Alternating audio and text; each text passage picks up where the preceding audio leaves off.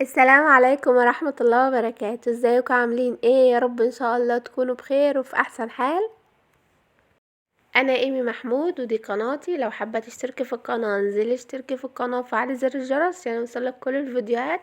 ولو عجبك الفيديو ما تنسيش تحطي لايك واكتبي لي كومنتات حلوة او دعوة حلوة. النهاردة هنعمل احلى رز بلبن، احلى بكتير من بتاع المحلات وبطريقة سهلة جدا خالص. بس اهم حاجة نتابع الفيديو لغاية الاخر. اول حاجة هسمي بالله ونصلي على سيدنا محمد. اللهم صل وسلم وبارك على سيدنا محمد وعلى اله وصحبه اجمعين.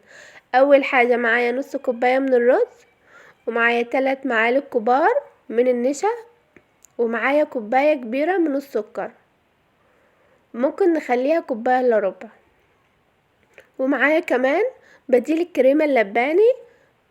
3 مكونات في الكوباية دي. معايا معلقتين قشطة و3 معالق كبار من النشا، اسفة من الكريم شانتيه، 3 معالق كبار من الكريم شانتيه ومعلقتين كبار من القشطة ونص كوباية من اللبن. هقلبهم كده مع بعض وهحطهم في الكوباية دي. ومعايا كوبايتين من المية، كوبايتين من المية و5 كوبايات من اللبن. التكلفة كلها دي مش هتعدي ان شاء الله 50 جنيه.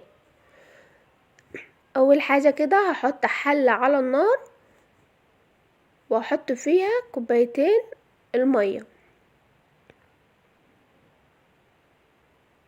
ومش هستنى المية تغلي، انا هحط مية عادية كده من الحنفية. هحط المية على طول كوبايتين، وهحط كمان وراها على طول الرز، وهفضل اقلب فيهم كده. واول ما يغلي هخلي بالي اول ما النشا يطلع كده من الرزاية. انا مش عايزة الرزة تستوي لان لسه هنحط مكونات تانية كتير وهيغلي. فانا اول ما هلاقي النشا طلع كده من الرز، شايفين، هحط بقى كمية اللبن. اهم حاجة في الرز بلبن ان احنا نقلب فيه كل شوية. وكمان ما نحطش الفانيليا في الاول عشان ما تمررش الرز بلبن ويبقى كده بيجزع كده في البق وبيبقى طعمه مش حلو. هحط كده اللبن واقلب كويس خالص. وتعالوا نحط بديل الكريمه اللباني اللي احنا قلنا عليه من شويه. ولو عندك كريمه لباني ممكن تحطي منها نص كوبايه. وهقلب كده كويس. وكمان نحط المكونات التانية، السكر، وممكن نقلل كمية السكر على حسب انتي بتحبي طعمه بيبقى مسكر قد ايه.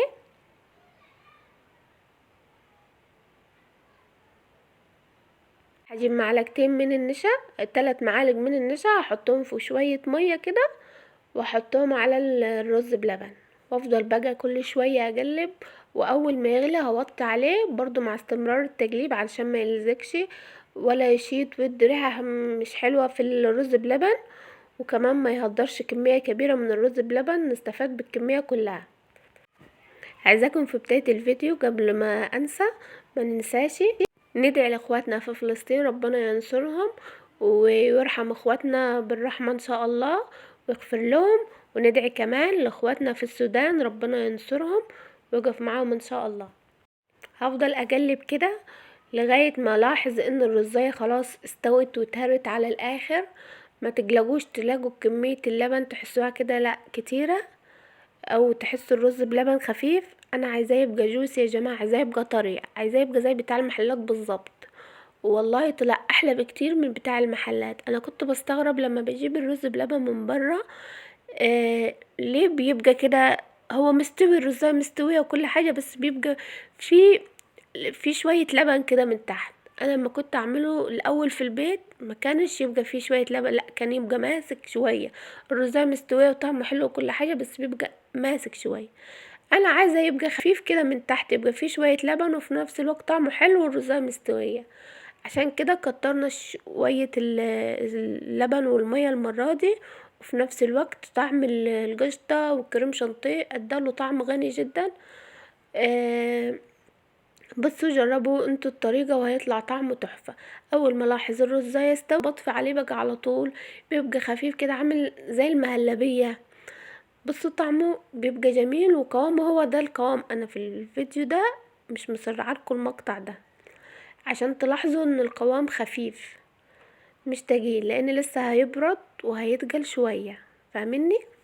بس انا جبت الكوبايات الصغيرة دي، حطيت فيها عشان لو في اطفال في البيت يقدروا يخلصوها، واحنا كمان الكبار بدل ما يتبقى حاجة او كده. شايفين؟ بسم الله ما شاء الله، من نص كوباية رز عملت لي كمية حلوة قد ايه. والحمد لله ما لزقش في الحلة.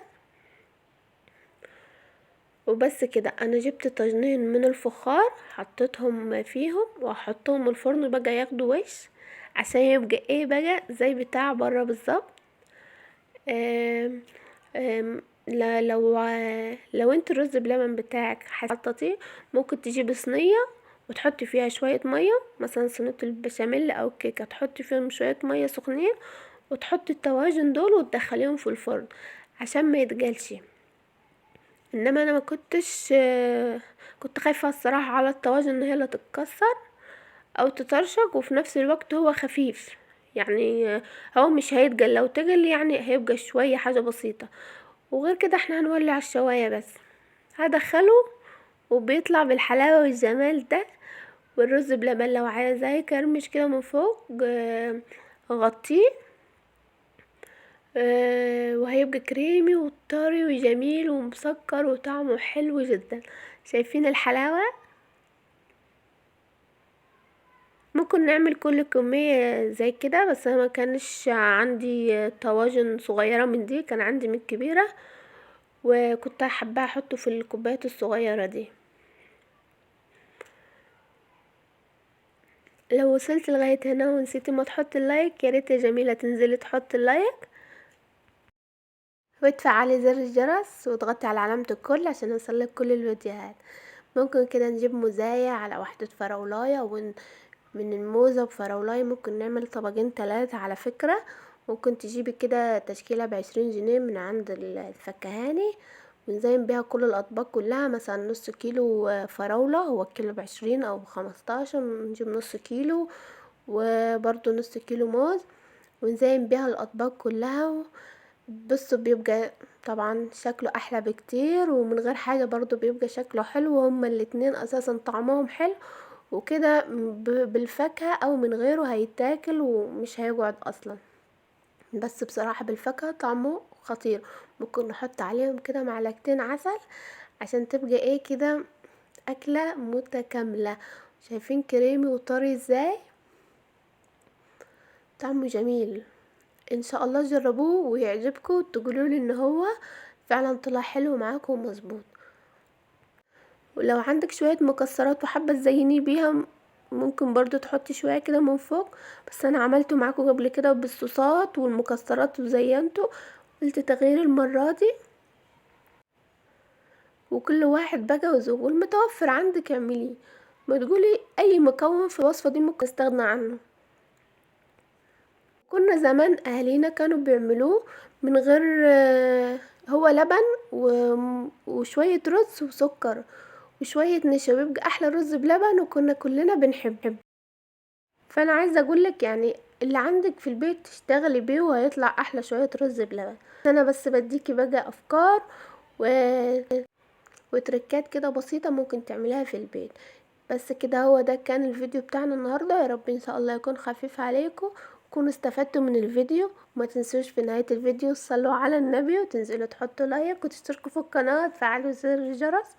واسيبكم في حفظ الله، والسلام عليكم ورحمة الله.